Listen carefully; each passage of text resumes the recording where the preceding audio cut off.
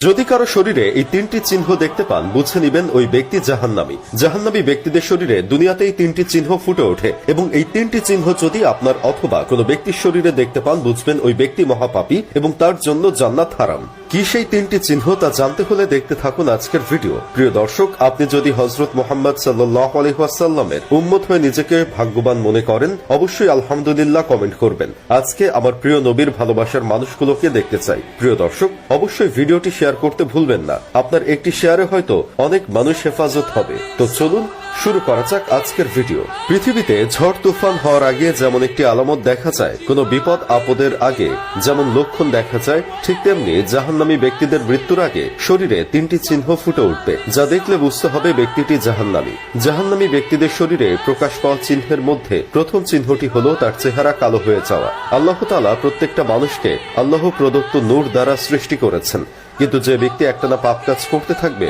আল্লাহ তাআলা তার চেহারা থেকে রহমতের নূর উঠিয়ে নেয়। তাই যে ব্যক্তির দেখবেন দিন দিন চেহারা কালো হয়ে যাচ্ছে, ফ্যাকাশে হয়ে যাচ্ছে, দেখতে ভালো লাগছে না, বুঝে নেবেন ওই ব্যক্তিটি পাপ বেশি করে এবং এ কারণেই তার চেহারা থেকে আল্লাহ প্রদত্ত নূর উঠিয়ে নিয়েছেন।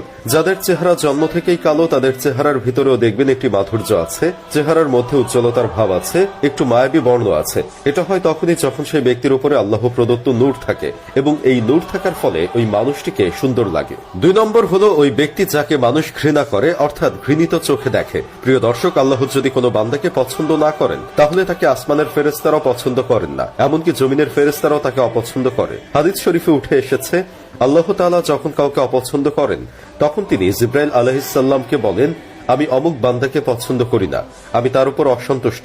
তখন জিবরাইল আলাইহিস সালাম ওই বান্দার উপর অসন্তুষ্ট হয় এবং সপ্তম আকাশে ঘোষণা করে দেন যে ওই ব্যক্তি আল্লাহর অপছন্দনীয় একজন বান্দা। তখন সপ্তম আকাশ থেকে সেটি প্রচার করতে করতে জমিনে থাকা ফেরেশতারাও তার উপরে অসন্তুষ্ট হয়।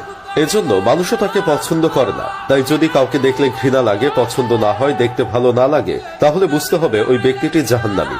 এবং তিনটি হাদিস আপনার জীবন বদলে দিতে পারে। নাম্বার 1, যে ব্যক্তি নামাজের চিন্তা ছেড়ে